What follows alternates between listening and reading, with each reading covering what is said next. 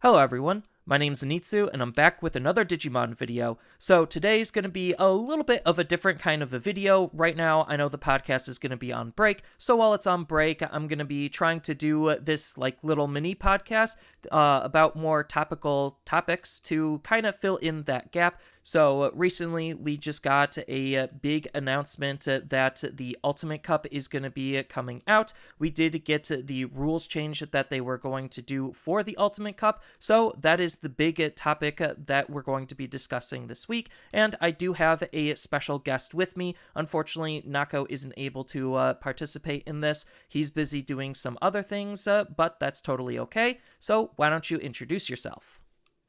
So my name's Jay Stewart Double O. I play over in the Kansas City, Missouri area with the Digimon, and I play over at Missions Board Game. Shout out to all my people there. I've been playing since the time period of when Great Legends BT4 came out. It's like right in the middle of BT4 and Battle Oni BT5. That's when I joined up and everything of playing Digimon. Yep, so you've been in the game for quite a while, basically almost since the beginning, little past the beginning, but that's totally fine. I know that the beginning was a little bit on the rocky side when it first started, but that's just most Bandai games in a nutshell. But regardless of that, so we did get the rule change for Ultimate Cup, and basically it is a kind of a really polarizing thing for the community on its rule change. So if anyone is unfamiliar with the rule change of the format, your deck can only consist of monocolored cards, so that means if your eggs are blue, the rest of your deck basically has to be blue. So no white cards, no multicolored cards, unless it includes the same color as one of your eggs. Then as far as the restricted cards, Promo Grand Kawagamon, the one that actually enables the OTK with Grandness, that got limited to 1. And then Chaos Degradation, the option from the starter deck, super good, super powerful removal card, that also got limited to 1.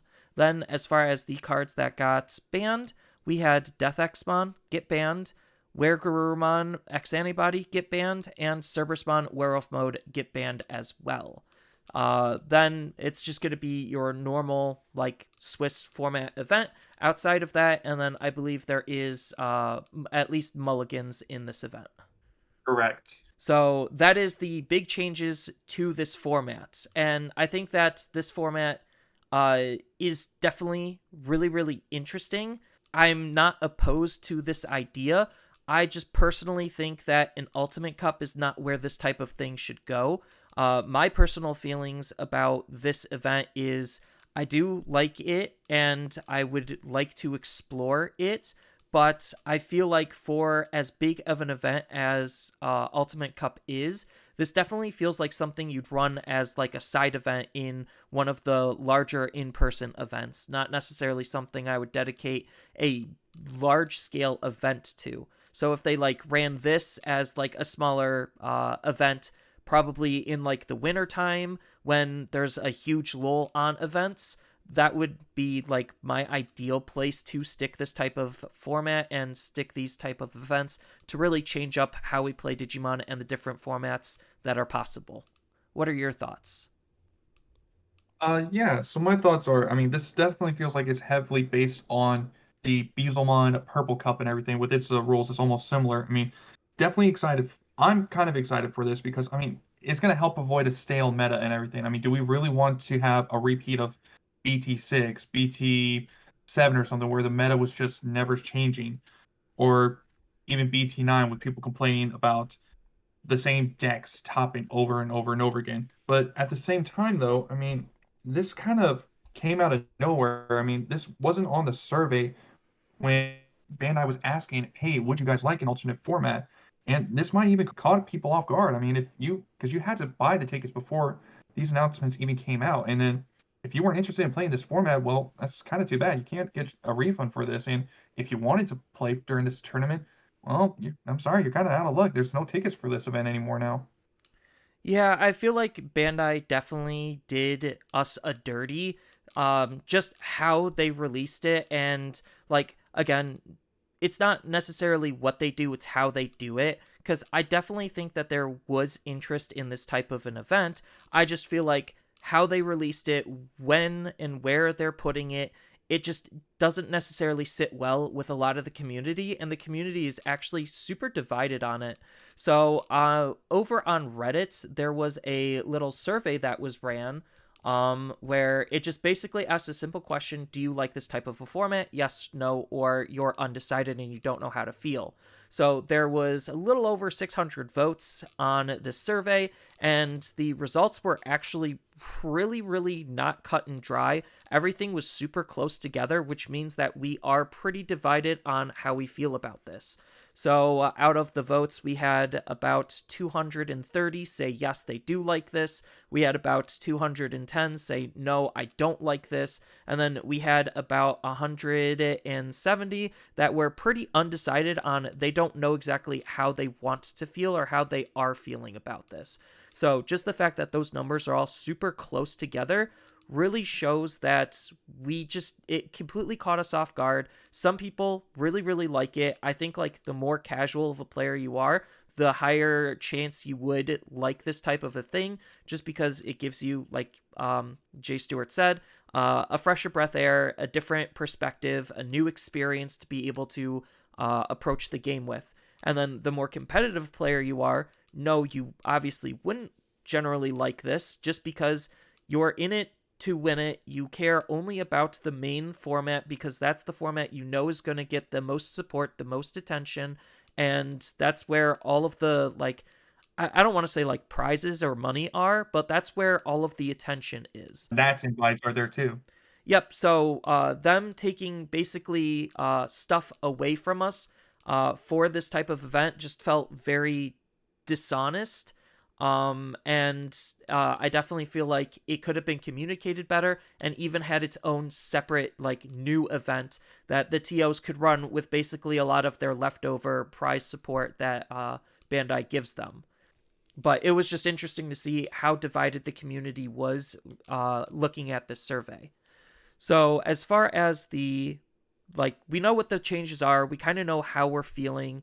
What are the actual pros and cons of them doing this? So why don't you start us off with some of the pros, Jay Stewart? Yeah, so some of the pros that I thought to me were definitely on the good side. I mean, one, as I stated earlier, this is going to help avoid a stale meta. If you really think about it, if you were a competitive player and everything, you have been practicing BT11 for the past 3 months now, give or take, prepping for Nats, so to say. And this is a way of you to kind of help just relax a little bit. You already know what the best deck is. I mean, there's a reason why everybody says Blackmore Greymon is the deck to fear to play against. I mean, we all know what it is. We all know what's supposed to be the counter to it. It's supposed to be Grandis, it's supposed to be Jessamine. I mean, do we really need 2 more months of the same meta to already know what is good, so to say, when we've had players that have been playing the BT11 for like plus 5 months now? And then another thing I thought too was like this is like with the ban lists and everything that they did, the limit and the ban list. This is going to give decks a chance to shine that might not have had a chance. I mean, we have Raid Bergermon deck now that is, or Raid Phoenixmon, so to say, that might actually have a chance to shine. We have Mother Reaper. Mother Reaper can make a major comeback out of nowhere now. And even Machine Dramon. I mean, Machine Dramon was topping at Nats and everything, but it was like very low representation. We might have better representation of these lower decks, and we're not going to have to worry about like repeat decks. We're not going to have to worry about the fear of Melga coming back, so to say. Melga can possibly come back, yes, in some shape, way, or form, but it's not going to be the threat it was. And even Grandis. I mean, Grandis is just players are trying to figure out, well, can I still play Grandis as it is, or am I going to have to change up how the deck is played now? So there definitely is a lot of pros going for this. Some of the things that I was thinking out is like you do get a lot more creativity when it comes to building your decks, because if you want to keep trying to use the deck that you have been using and try to maintain it as best as you possibly can, you will have to make some creative liberties to be able to change the deck. And then will those changes be impactful enough to keep the deck as cohesive as it could possibly be for this type of format? So as a deck builder myself, I do love that creativity that this type of a format offers, on top of seeing cards that you just might not even see, or cards coming back in to the fray just because the idea seems like it was to try to slow the format down, just because a lot of the top decks were these multicolored decks, and a lot of them had the ability to move relatively quickly. On top of that, it is just a good thing that Bandai is willing to support different ways that they're going to play the game and how we could play the game for them. So I just like the idea that they're willing to take risks and try different things now that the game has established itself in the TCG market space, so to speak. And then another good idea that comes from this is, well, coming off of Nationals, side events were kind of on the lackluster side in terms of like, how are they going to spice up the game so that way it's interesting for us to play it. I only played in one side event in Nationals, and I kind of just felt like that's all I really needed because it was just more of the same. So this is a great idea for side events. Like, I love all of these changes that you could do for side events. Like, going back to MTG, they have a slew of different formats, so it's just like, okay, their main event is, let's just say, Modern, and then you could do like a Pauper side event. Like, they have that ability, and I like that Digimon now is having that ability as well, as long as Bandai is actually willing to support those types of ideas. Hmm. Yeah, because in a way, it's like when DigiFest happened and they introduced like mulligans and side decks, these were like official rules that players can now use at local communities if they didn't want to play meta. Like, oh, if you want to introduce these rules, you can. And now Bandai has given us like another side of it, and like, hey, these are official rules of games we actually are thinking of supporting. So this gives even locals a way of you to actually implement that, because I think some side events you were able to do at locals was like Commandramon. It wasn't as or Commandra, where it's like you have a tamer and a rookie guaranteed in your hand that you could just grab at any time. But like this is an official Bandai where Bandai says, yeah, this side event here that we've said and these rules that we created, this is like an okay format to play. But with all of the pros, there's always a flip side to that coin, and there's always going to be some more negative aspects. I think the big negative aspect that's going to be standing out to a lot of players, in specifically the messaging on how this was relayed, is the fact that it kind of felt like a bait and switch. We were expecting Ultimate Cup to basically be the same and have the rules and rule changes be as minimal impact as they possibly could, while still maintaining the core of Digimon. A lot of players were using Ultimate Cups to be able to practice for regionals and for other large-scale events, because we don't get a whole lot of ability to be able to emulate these large events to have a real hardcore testing ground for your abilities as a pilot and deck building skills as a deck builder to test your deck as properly as you possibly can to get that data. And then basically out of nowhere, after we bought the tickets, said, hey, here's the rule changes. It's actually changing the format completely. This is no longer the same as what's going to be ran at the regionals literally 1 month later. Good luck, have fun. I felt very very bait and switched, and it didn't necessarily feel very good. I'm still good at playing it just because I already bought my ticket, but it did not sit well with me. Yeah, I feel like the thing that definitely impacts are the cheap players, the people that maybe only play one deck per format that they put all their resources into. Like, say if a player who's a cheaper player, let's say they play Crossheart and everything, and I mean, heck, even BT or this Ultimate Cup, there's BT 12 cards in there that you could win. You can get BT 12 cards ahead of time before release. So it's like kind of a way to bait players to join. And you were expecting to play Crosshard in this. Well, I'm sorry, the new rules changed and it makes Crosshard unplayable now. So you have to invest your resources into getting a second deck that can hopefully play, the monocolor strategy. And it's not like the BT12 cards are usable, they're just prize cards for the time being, but that definitely is a huge factor, on top of the fact that now we are basically down a large scale event. This reduces the amount of data that we actually have to determine the actual health of a format in the grand scheme of things. And now that this is going to be taking its place and taking its mantle, all of this data is basically now irrelevant. It doesn't even matter. So, to a more competitive player trying to prepare themselves, this actually is doing them absolutely nothing. If anything, this is actually harming them because now they have to try to switch gears compared to like different formats. So that way you have to, okay, I prepared my deck for this format, now I'm going to have to switch to this format, and it just gets jumbled and it gets confused, and it's even confusing new players because they're just like, wait, I thought I was only allowed to do this and now I can do this. Like, what? It's not good messaging, and I wish it was conveyed a little bit more clear and less confusing, and that's why I think it should have been its literal own event. Yeah, because even some competitive people that I talk to in my community, they've pointed out like this format's not going to be good because when this news came out, you only had 2 weeks to prepare for this Ultimate Cup for the very first one, being on the 18th. As of time of recording of this is like 10 days away. Now you have to try to figure out, okay, what deck do I play? Is it good? Can it? What decks might I expect to see? Because I mean, these are uncharted waters. We do not know what's going to be. What we have an idea what might be good, but there could be something just out of the water nowhere that nobody expected.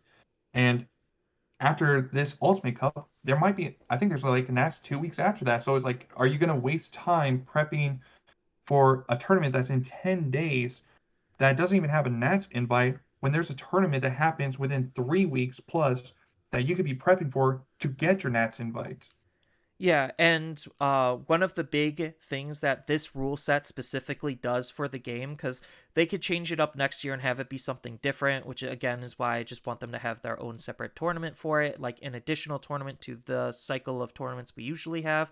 But this rule set more specifically just straight up kills decks. Like, it makes decks go from playable to unplayable, as Jay Stewart said with something like Crosshearts. Under the single color rule, Crosshearts can't exist because all their cards are various different colors. Like, that's the whole core gimmick of the deck, is you have so many different units to make up this army, and now you just can't do that anymore. You can't run that. This kills more than just a deck like Crosshearts. It also kills decks that have been relying on two colors for a while, like DNA-based decks. This kills those hardcore as well, on top of even killing, like, just some lesser, even less competitive, more casual decks like Eosmon. Like, you're going to have to jump through some hoops just to have a playable Eosmon. And is that going to be better than any other mono deck? Probably not, just because of how Eosmon works. Even something as casual as like Diaboromon. Again, your big boss monster is usually white. There's more white Diaboromons than black Diaboromons. So it really just goes to harming a lot of these more casual decks, on top of slowing down some of the more competitive decks that do have enough tools to be able to survive. So it creates this very awkward landscape on what deck is able to survive and thrive. Yeah, because like on top of the decks like he said, there's also decks like Mastemon that are hurt. I mean, if you were to try to throw Murray in the deck, I mean, Murray's kind of useless being a 5 cost tamer that only gains you 1 memory every turn. There's other tamers that are cheaper that could do that same effect. There's Examon. It relies on both blue and green, and you can't really run an Examon deck of just one or each color. You need both colors to do what its whole gimmick, its core is. And even red, purple, Imperial Dramon. I mean, Wormon's purple, even the Shade Dramon, I want to say it is. Yeah. And then they're both purple, and then you got the Beamon and the Flame Dramon. They're both red. You kind of need to have those two colors to work. And you can even make the argument with the armor decks. The armors are all blue. You can all use Beamon and everything, but the problem comes to the option cards, like Awakening of the Golden Armor and everything. It's a yellow option card. You can't throw it in the deck. You have Fire Rocket, and I think there's a green option card too, but they all work with armors. You can't use those now. So it's severely impacting deck's overall playability, just because, like, even in not monocolored or not DNA based decks, we've been splashing in other colors for quite a long time. So something as simple as like purple hybrids usually runs a yellow low end just because they can, because the deck doesn't need rookies, and the yellow low end is usually better than the purple low end in how that deck wants to play.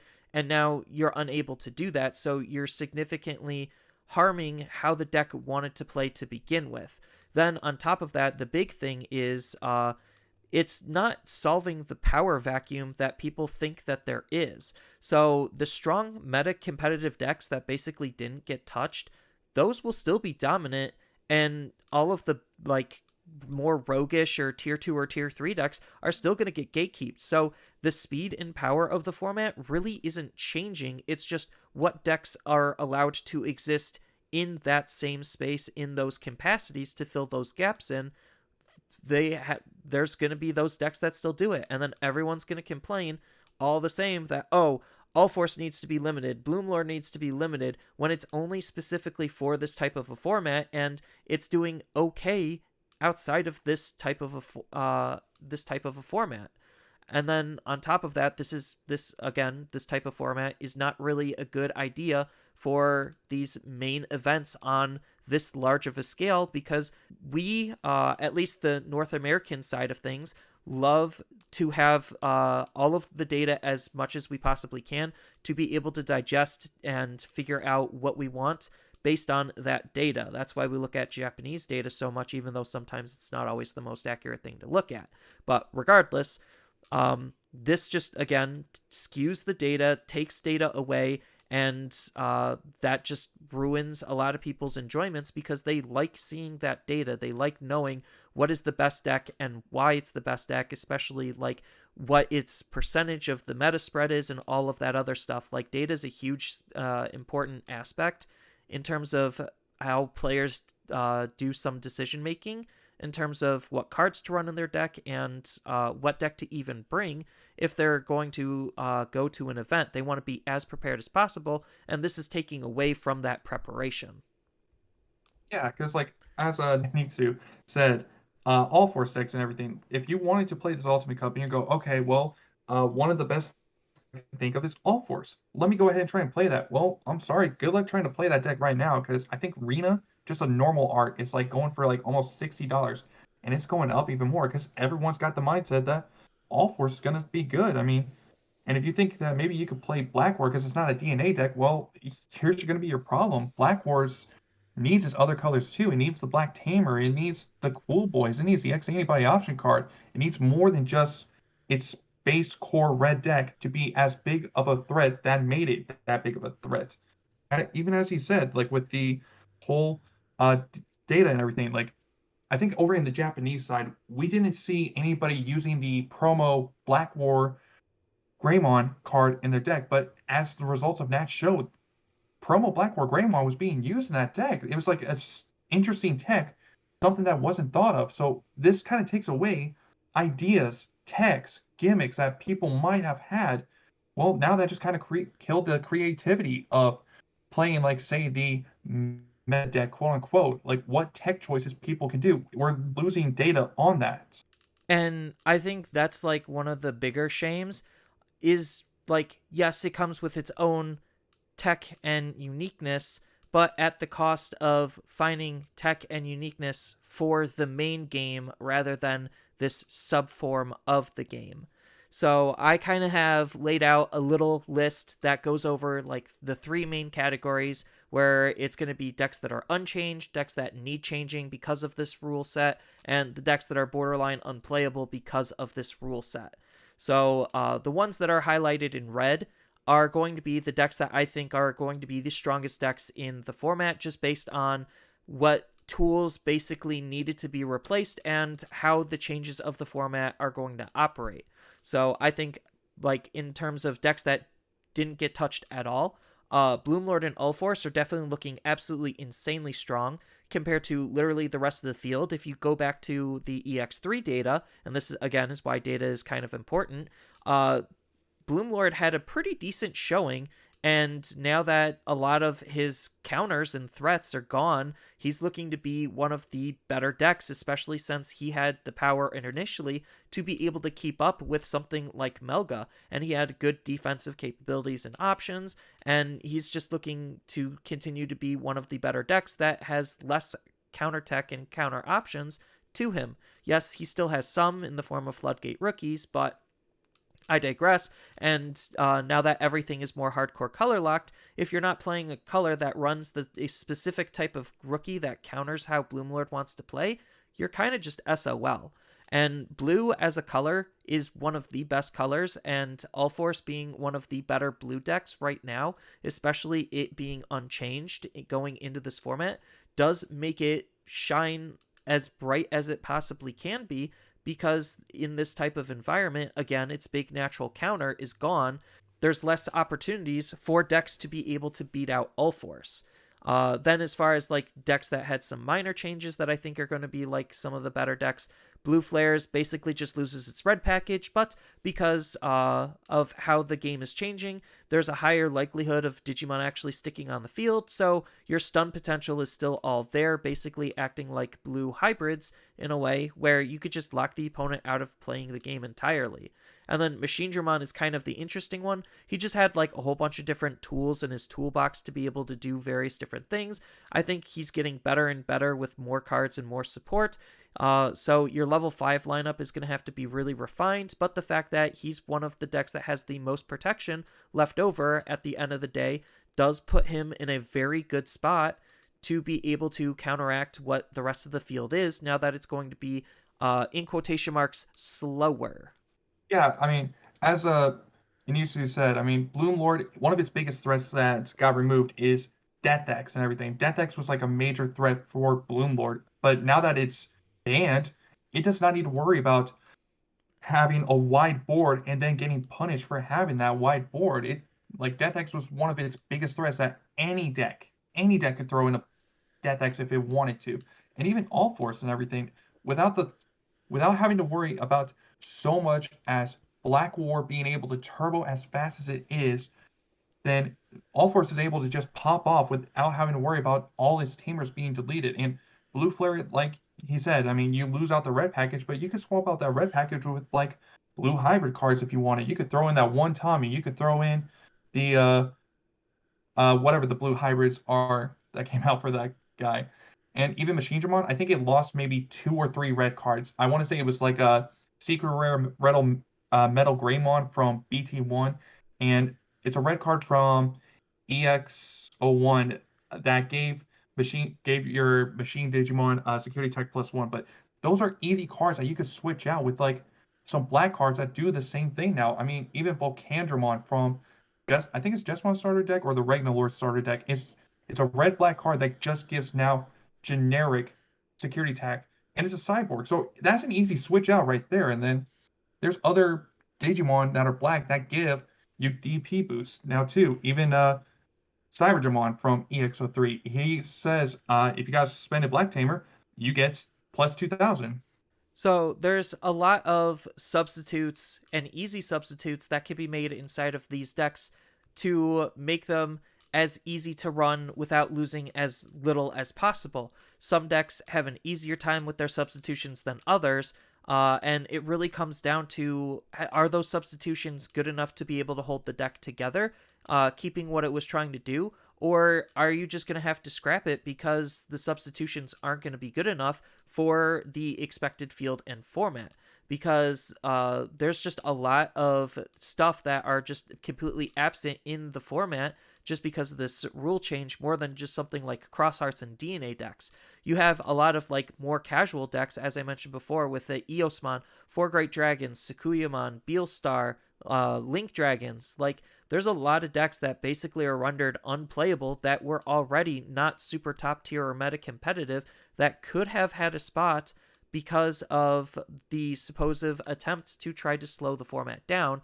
But when you have stuff like Allforce, which is going to pop off and then basically try to kill you and OTK you anyway, same thing with like Bloomlord, like, it doesn't really leave the meta to be in as good of a perspective as people think. Granted, this is all just guessing and hyperbole. We don't know how things are actually going to turn out, but there's still just a lot of decks that aren't affected by this at all, and those are the decks that are going to be like the ones you're probably going to want to lean into first, because if you're playing in these multiple different formats, you don't want to think hard about changing your deck for the differences in the format. Your deck is still just going to do what your deck wants to do, and if you have a deck that's not affected by this, that's just an easier one to lean into versus a deck you're going to have to work hard, test all of the substitutes out, see if it's still going to be as functional as it possibly can. So the decks that do need more hardcore changes are put in a really bad position because of this.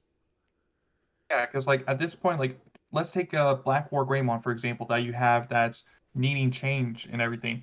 Are you gonna opt to go into the more black package to where you can still use the Yuya Tamer, even use cards like Kongo or Kongu, for example? You can even throw in Zubagon Punch for the security tech plus, and even throw in the BT2 Greymons that have the effects of if this Digimon has reboot, it gains security tech plus, it gains jamming. Or are you going to just end up opting to switch to a more red base, which might end up just changing it back to a War Greymon deck? Because And at that point, it's like, what's the point of running the two color Greymon X antibody when it's inheritable, doesn't do you anything, but the BT9 Greymon X antibody will still activate because it does not rely on X antibody.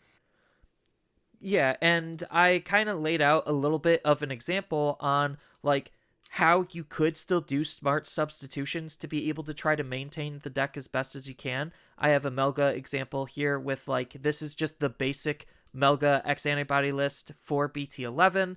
And then I have one with all of the substitutions for this format. And without the white option cards to really try to tie the deck together, you are just running a worse deck. Can the deck still do the whole 5-check shenanigans that it was attempting to do in with all of the white cards? Yes, it's still there. It's just not going to be as good or as consistent. And you're just going to have to try to figure out what are the best tools to replace what you're losing with and what to tech in for the expected format, just because, again, if a deck's not running something like X Antibody, that puts cards like Sorai in a way better position just because it is more equipped to be able to counter the field, just because X Antibodies get worse because you don't have Cool Boy and you don't have the white option to be able to bring those decks together, so you have less protection overall, which, yes, is its own good thing, but again, if you're trying to maintain what the deck is trying to do, you have to make those creative liberties, and some decks just don't have the ability to be able to substitute out specific parts and pieces to be able to maintain true to itself. Yeah, and you can even look at a D Brigade. It loses out on Death X, but you can easily switch out the Death X cards to be like an Ultimate Flare or an even Iron Fisted Onslaught. Like those are easy changes that you could throw in. And Galacticmon, I mean, you lose out on one or two analog use, but you can easily switch those out with other black cards that maybe you were thinking, oh, maybe I just up the count of my Ultimate Flares now. Maybe I go ahead and up my count of Iron Fisted Onslaught now with this. Or you can even just tech in the whole Pride Memory boost and everything too. That works even does the same thing as what Analog Youth was wanting to do originally. But I know we're like harping on more of the negatives of this format, but like I think that's just kind of where we are with this, where it could have been treated better. It could have been saved for its own event. There's a lot of woulda, shoulda, couldas, but at the end of the day, unfortunately, this is the reality that we're kind of just stuck with and living with.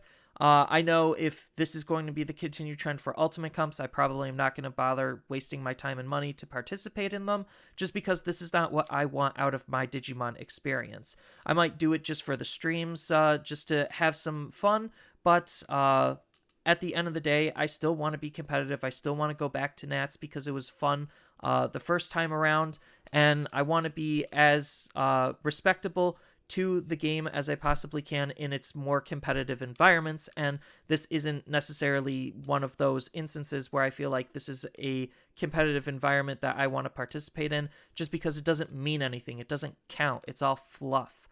But again, like I said earlier in the video, there are its slew of different pros. It's just not all about how, like, what they do, it's how they do it. It's all about their messaging, their delivery, and I do still like the idea of it, but again, it could just be handled more tastefully next time around.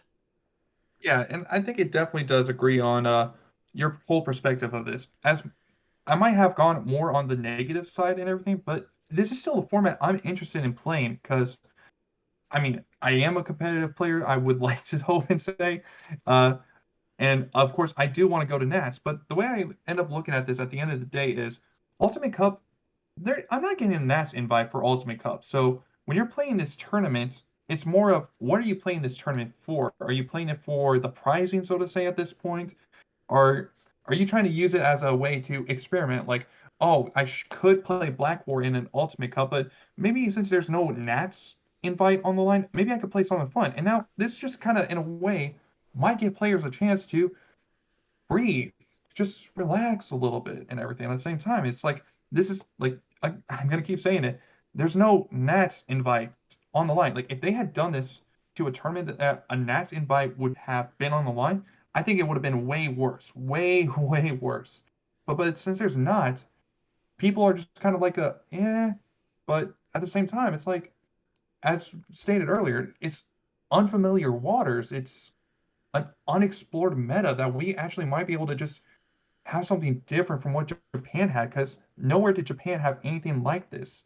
So this gives us something unique that we get to have, where it's we get to discover what the meta is for this.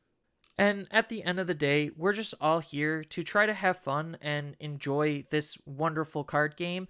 And that's like what I'm trying to get at is just, even though, yes, it does suck, they could have done this better. It's just, we're all here to have fun and celebrate Digimon and this current state of the card game. And I think even though they could do this better, it's still a very interesting position to be in, and I'm excited to see what's to follow this. And I'm excited to participate in it myself the first time around. And I don't know if I'm going to want to continue to do this in the future in terms of like supporting all these wacky and zany side events, because I just want to play Digimon as Digimon most of the time, and I'm not necessarily super interested in all of these side events 100% of the time to want to do every single Ultimate Cup. Maybe I'll do like one out of the bunch or once a year if they're going to keep this rule set for the whole year. We don't know, but it's not all doom and gloom, and it's definitely going to be a really interesting time to see what's to follow. But Yeah, that's all the time that we have here. Any final thoughts, Jay Stewart? I mean, I think at the end of the day, if Ultimate Cup is like still around and they're still following this kind of ideal rule set and everything, if the meta does get stale, this is like a great opportunity for us to take a break from what the meta is, in all honesty. But it is definitely I do think they should have maybe have tried to announce this a little bit sooner if they could have, to where it was like before you bought the tickets, just so you're aware, here's the rule set, or even just including what these rules were on that survey. Because these rules weren't on the survey, so players just kind of feel cheated out. It's like, oh well, uh command did my commander or our DigiDestin format did it not get enough votes and everything? It just might discourage people from voting on stuff like this now. If Bandai might try to decide what the results are going to be, regardless what you voted for now. That is true. But that's all the time that we have for this video. Thank you everyone for staying to the very end. I know this is a little bit shorter and not necessarily as hardcore of a podcast, but I still wanted to try to get something out, so I hope you enjoyed nonetheless. And with that, I hope everyone has a wonderful rest of their day.